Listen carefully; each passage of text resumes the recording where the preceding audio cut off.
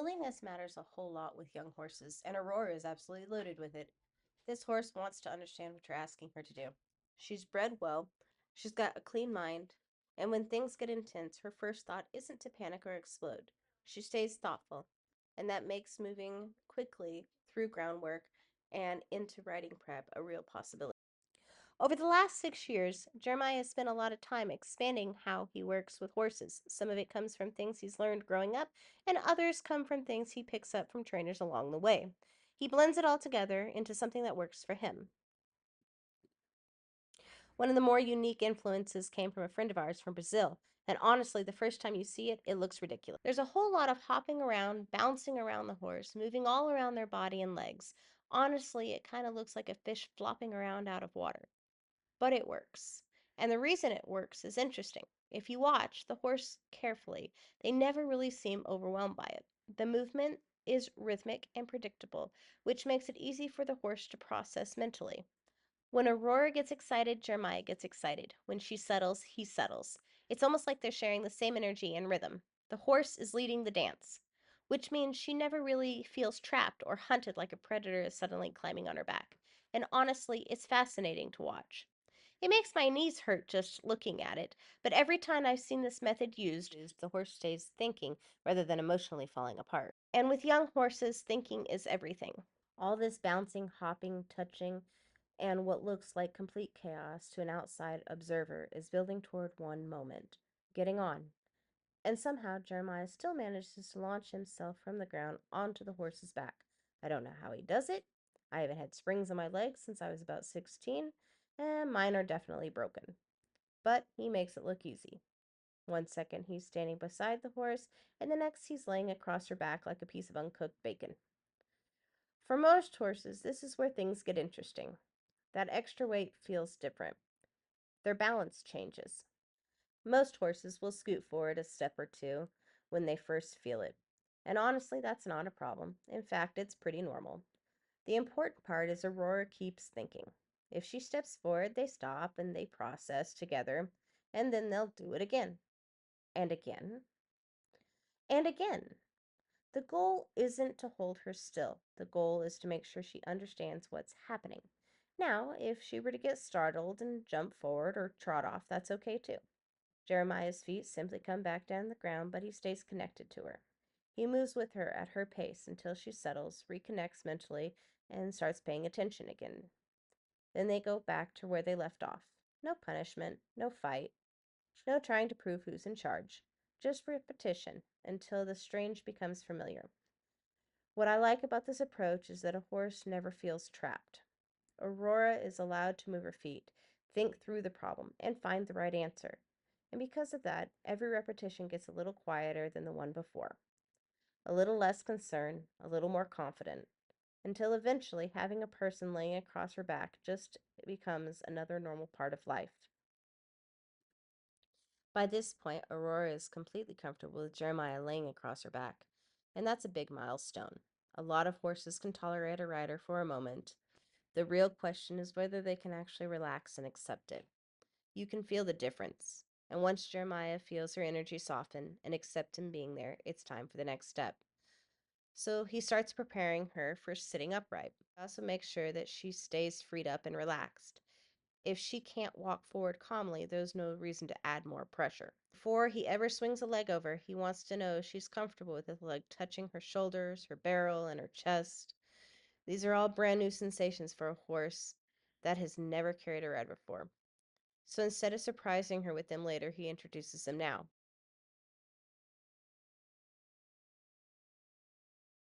Once all of this is in place, Jeremiah climbs up again. This time he takes a moment to make sure Aurora can see him with both eyes. For a prey animal, things appearing suddenly on one side can be concerning. So he lets her look, process, and understand the same person that she's been working with is still right there. When she responds well, he reinforces it. A little petting, a little praise, a chance to relax and think.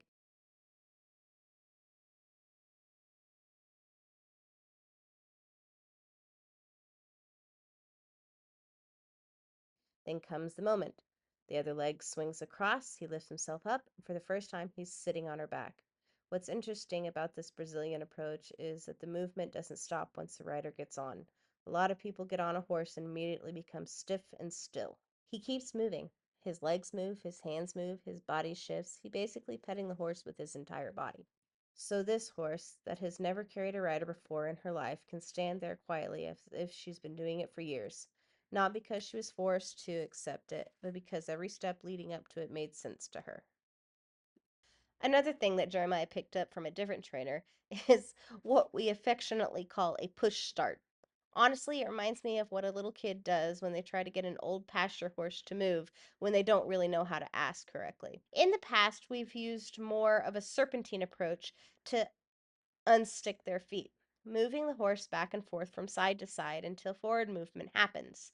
The problem is sometimes they just get stuck bending in circles, and then we finally have to straighten them out forward, and they'll occasionally launch ahead and surprise themselves.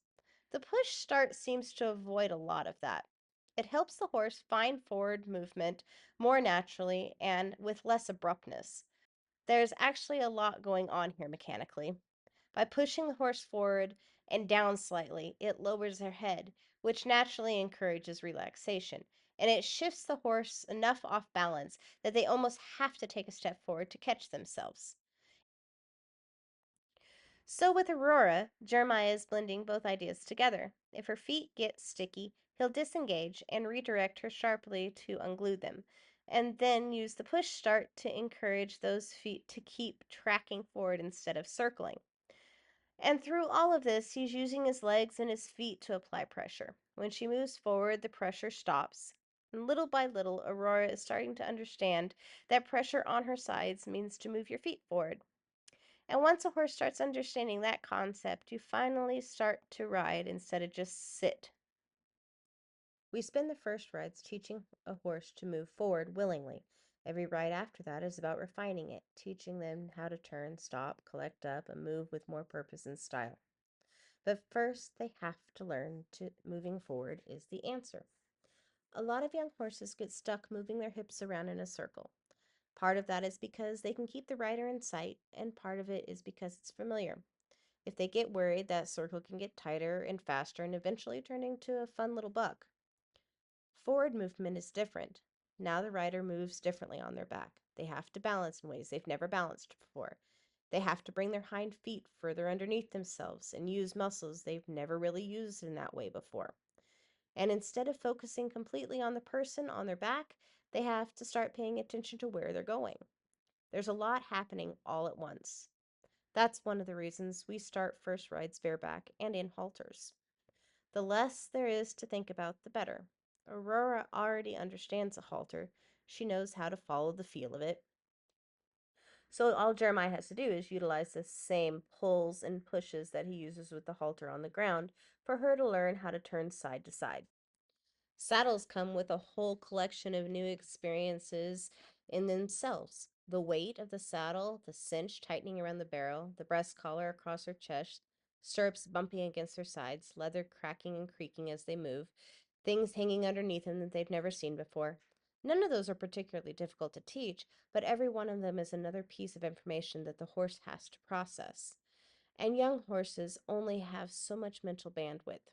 Our goal on First Ride isn't to see how much new stuff Aurora can tolerate. Our goal is to teach her that carrying a rider is no big deal.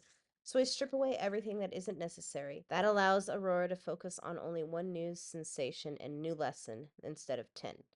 Later, we'll add more equipment, but today we're teaching the horse, not the tack. And if we can get the horse confidently carrying a rider first, adding the saddle later is usually a pretty small step. We don't separate training into groundwork first and ride later. We go back and forth.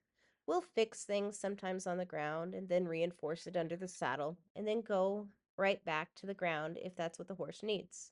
The goal isn't to check boxes, the goal is understanding. Because young horses are a lot like kids, autistic kids, in fact. When you keep piling on new information, introduce new experiences, bring in new tack or elements, they eventually get overwhelmed. But when we keep things predictable and structured, they can keep thinking. And a thinking horse is usually a safe horse. That's what makes Aurora so exciting. Every new question we've asked, she's trying to find the answer for it. And that's pretty good quality in a young horse that's carrying a rider for the first time. Here you can see that she's starting to figure out the whole walking forward, and she's even starting to respond when he kicks her a little bit on the sides to move a little faster. Now he can use that turning to actually keep her feet moving forward. Often our first ride goals include getting her to a trot, but she's had a lot thrown at her today. He's spent all this time working on getting her used to walking forward. Now comes the time to ask her to stop, shifting his weight back, pulling her nose to the side, and keeping it there until she finally decides that moving is not what is being asked for. And just like everything else she's learned, as soon as she does the right thing, no pressure, and everything gets really easy. And once she's figured out now she can just stand here with him, he'll swing on off, and just like that, the ride's over.